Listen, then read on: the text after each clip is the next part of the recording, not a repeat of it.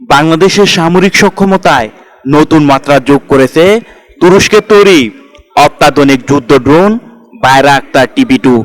Forces গোল 2030-এর আওতায় প্রযুক্তি নির্ভর প্রতিরক্ষা ব্যবস্থা গড়ে তুলতে বাংলাদেশ যে পদক্ষেপ নিচ্ছে, এই ড্রোন তারই একটি গুরুত্বপূর্ণ অংশ। তুরস্কের সঙ্গে চুক্তির আওতায় মোট 12টি ড্রোন সংগ্রহের পরিকল্পনার প্রথম ধাপে 6টি বাইরাক্তার টিবি-2 গত 4 ডিসেম্বর 2023 সালে আনুষ্ঠানিকভাবে বাংলাদেশ সেনাবাহিনীর বহরে যুক্ত হয়। বিশেষজ্ঞদের মতে এটি শুধু একটি নজরদারি ড্রোন নয়, বরং বাংলাদেশের প্রথম পূর্ণাঙ্গ হামলা চালাতে সক্ষম আধুনিক কম্প্যাক্ট ড্রোন। বাইরাক্তার টিবি-2 দীর্ঘ সময় আকাশে অবস্থান করতে পারে। একটানা 24 ঘন্টার বেশি সময় উড়ে এটি সীমান্ত, উপকূল ও বঙ্গোপসাগর এলাকায় নজরদারি চালাতে সক্ষম।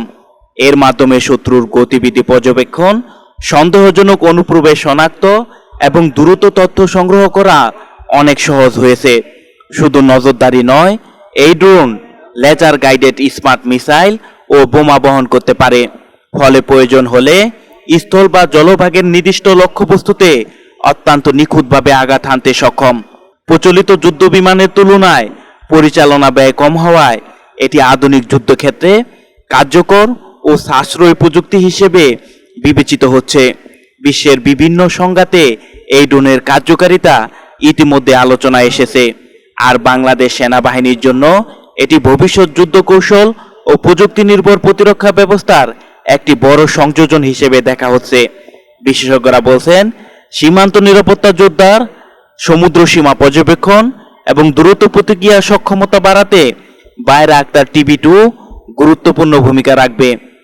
একই সঙ্গে তুরস্কের সঙ্গে ড্রোন প্রযুক্তিতে যৌথ সহযোগিতার সম্ভাবনাও নতুন দিগন্ত খুলে দিতে পারে।